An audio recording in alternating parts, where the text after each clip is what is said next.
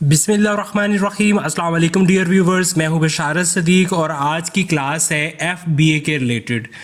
FBA Amazon का एक बहुत इम्पोर्टेंट हिस्सा है, या आप ऐसे समझ लें कि जो इन्वेस्टर्स होते हैं जिनके पास सरमाया होता है, जो पैसे इन्वेस्टमेंट कर सकते हैं अमेज़ॉन के अंदर, वो FBA कहलाते हैं।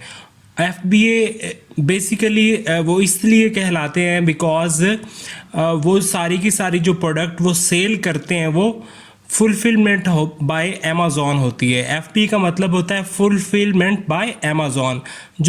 जो बेसिकली जो इन्वेस्टर होते हैं उन्होंने सिर्फ पैसे इन्वेस्ट करने होते हैं और सप्लायर से प्रोडक्ट ले जाकर जो है अमेज़ॉन के स्टोर के ऊपर जो है वो भेज देनी होती है, फिर उन्होंने आगे शिपमेंट करनी होती है। तो आज हम बात करेंगे FBA के रिलेटेड। तो चलिए शुरू करते हैं। स्टेप 1, सबसे पहले जो है वो क्रिएट करना है आपने अकाउंट। अमेज़ॉन की वेबसाइट पे जाएंगे आप और वहाँ पे 2 टाइप्स का जो है वो अकाउंट होगा आपका। अगर आप FBA का काम करना चाहते हैं फुलफिलमेंट बाय अमेज़ॉन, तो आपको अपना अकाउंट ओपन करना पड़ेगा पहले स्टेप में। तो अकाउंट की 2 टाइप्स होती हैं, एक इंडिविजुअल अकाउंट और एक प्रोफेशनल अकाउंट। जो इंडिविजुअल अकाउंट है उस पर क्या होता है कि जो मैक्सिमम 40 प्रोडक्ट्स जो है वो आइटम्स से वो सेल कर सकता है जो अकाउंट होल्डर है, और उसके ऊपर उसको $0.99 जो है वो टैक्स देना पड़ता है या फ़ीस देनी पड़ती है। यानी हर प्रोडक्ट वो जो सेल करेगा उसको $0.99 जो है वो अमेज़ॉन को देने पड़ेंगे, या अमेज़ॉन जब वो चीज़ सेल कर देता है तो उसमें से वो $0.99 काट लेता है।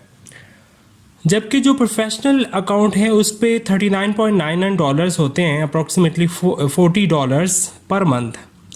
ठीक है जी, तो इनको हम प्रैक्टिकली भी साथ देखेंगे, लेकिन आपने पहला स्टेप याद रखना है FBA का, वो क्या है, क्रिएट करना है अकाउंट आपने। स्टेप 2 में क्या होता है कि आपने प्रोडक्ट से सिलेक्ट करनी है, यानी जो प्रोडक्ट आपने सेल करनी है वो प्रोडक्ट सिलेक्ट करते हुए आपने किन बातों को मद्देनज़र रखना है। तो सबसे पहले प्रॉफिट पर सेल, यानी आपका जो मैक्सिमम प्रॉफिट होना चाहिए उसकी सेल पर, तो बेस्ट सेलर होनी चाहिए वो प्रोडक्ट। ठीक है, लेकिन उसके साथ साथ बहुत इंपॉर्टेंट चीज़ है कि हाई प्रोडक्ट वैल्यू भी होनी चाहिए, उसकी क्वालिटी प्रोडक्ट की बहुत अच्छी होनी चाहिए, उसकी प्राइस लो होनी चाहिए, बेस्ट सेलर रैंक होनी चाहिए, यानी लोग उसको सर्च भी करते हो, पॉपुलर रैंक भी करती हो। ठीक है ना। तो और अवॉइड करनी है ऐसे ब्रांड्स जो कि रिस्ट्रिक्ट करते हैं अमेज़ॉन जिनको रिस्ट्रिक्ट करता है, जिनको नहीं वो सेल करता, तो ऐसी प्रोडक्ट आपने सेल नहीं करनी, चूज़ नहीं करनी। स्टेप 3 है सिलेक्ट सप्लायर्स। अब आपने चूँकि माइंड बना लिया, प्लान कर लिया कि प्रोडक्ट ये मैंने ये प्रोडक्ट जो है वो लॉन्च करनी है अमेज़ॉन के ऊपर, तो वो अब लेनी कहाँ से है, वो आप सप्लायर से लेंगे। तो टॉप जो सप्लायर्स हैं वो alibaba.com और AliExpress से। मोस्टली पीपल जो हैं वो जो FBA का काम करते हैं वो alibaba.com और AliExpress से प्रोडक्ट ले लेते हैं, परचेज़ कर लेते हैं बल्क में, क्वांटिटी ज़्यादा होती है तो उनको बहुत सस्ते पड़ते हैं।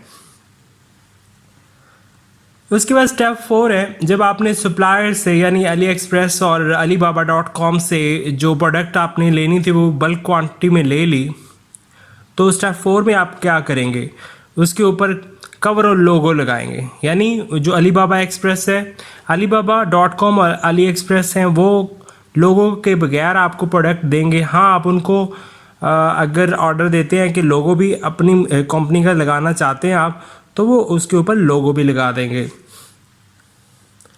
उसके बाद स्टेप 5, अब प्रोडक्ट के ऊपर लोगो लग गया, अब आप उसको सेंड कर देंगे अमेज़ॉन वेयर हाउस पे। तो आप उसको ऑर्डर जब कर देंगे alibaba.com को, तो वो सेंड कर देगा अमेज़ॉन के वेयर हाउस पे। ठीक है, चूँकि आपने वही एड्रेस दिया है अमेज़ॉन का, तो वहाँ पे आपके नाम पे वो रिसीव कर लेंगे अमेज़ॉन वाले। ठीक हो गया। स्टेप नंबर 6 है प्राइसिंग एंड पब्लिश। अब आपने चूँकि वो अमेज़ॉन के वेयर हाउस में आपकी प्रोडक्ट चली गई है, अब आप तयन करेंगे कि उसकी प्राइस कितनी होनी चाहिए। जो लोग होते हैं, जो कंज्यूमर होते हैं, वो जब भी कोई चीज़ परचेज़ करते हैं तो उनकी प्रोडक्ट सिलेक्शन 38% होती है कि कितनी अच्छी ये चीज़ है, कैसी है। 29% लोग जो है ना सिर्फ प्राइसेस को देखते हैं कि इसकी प्राइस कम है या ज़्यादा है, ठीक है। तो ज़्यादातर कम वालों को ही चॉइस वो करते हैं। और 13% पर्सन जो होते हैं वो सिर्फ स्पीड ऑफ डिलीवरी, जल्दी आ जाएगा, तो 13% इस चीज़ को कंसीडर करते हैं। तो आपने जब भी प्राइसिंग करनी है, पब्लिश करना है अपनी प्रोडक्ट को, तो आपने मद्देनज़र रखना है प्राइसेस को। तो जब आपने तय कर लिया कि इतनी प्राइस आपने उस प्रोडक्ट की रखनी है, तो फिर आप उसको पब्लिश कर देंगे। यानी आप अमेज़ॉन की वेबसाइट के ऊपर बता देंगे कि ये प्रोडक्ट जो मैंने आपको सेंड किया है ये $100 की है, या $59 की, या $60 की है। Step number 7, customer. अब चूँकि कस्टमर ने वो परचेज़ करनी है प्रोडक्ट, वो सबसे जो हाई रैंक वाली प्रोडक्ट होती है, क्वालिटी वाइज अच्छी होती है प्रोडक्ट, और जो लो प्राइस होती है उनको वो परचेज़ करते हैं। जब कस्टमर ने आपकी प्रोडक्ट परचेज़ कर ली, तो वो जो अमाउंट वो परचेज़ करने के बाद वो अमेज़ॉन के अकाउंट में चली जाती है। Step number 8, sale gross revenue, यानी जो सेल अब आपकी जनरेट होना स्टार्ट हो गई, कस्टमर ने आपकी प्रोडक्ट परचेज़ कर ली है, तो कस्टमर ने जो पैसे अदा किए हैं वो चले जाएंगे अमेज़ॉन के अकाउंट में। ठीक हो गया। अब अमेज़ॉन उसके ऊपर जो अपनी फ़ीस है और बाकी टैक्सेस वगैरह काट के आपको नेट अमाउंट जो है वो दे देगा। इसको कहते हैं सेल नेट रेवेन्यू, ठीक है।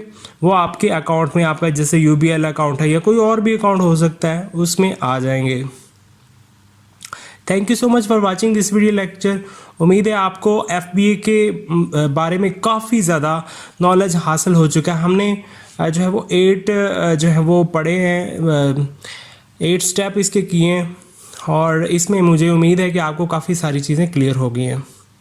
उम्मीद करता हूँ आपको FBA का लेक्चर बहुत पसंद आया होगा, और इसका प्रैक्टिकल जो लेक्चर है वो नेक्स्ट वीडियो में मैं आपको दे रहा हूँ, तो नेक्स्ट वीडियो लाजमी देखिएगा। Thank you so much for watching this video.